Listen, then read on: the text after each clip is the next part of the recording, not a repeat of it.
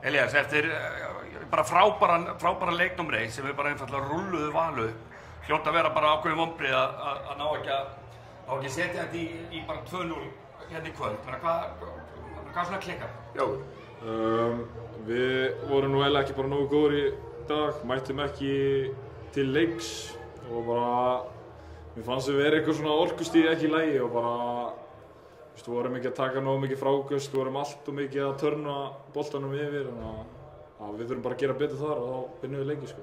Og svo hitnin hjá okkur, þið eru alveg að fá opin skot en þau eru bara ekki þetta. Er það kannski bara munurinn á þessu liðum í dag?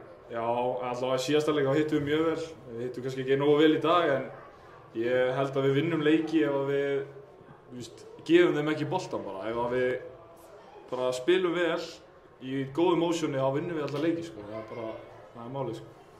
Einn leikmaður í hérna liði Vals sem að þú ættir að kannast ágætlega við, hann var eitthvað dálítið erfiður í dag. Kiddi bróðinn. Hann var yfirleitt góður, gott touch.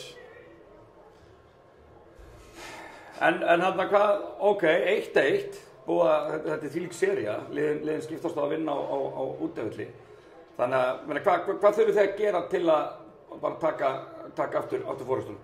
Við þurfum bara að mæta tilbúin til leiks, eins og Vals var að gera í dag, við hrósaðum þar. Við mættum bara góðu til leiks og voru með hörkuna, þeir bara gera allt með alvöru hörku og bara til hamingju með leikinn.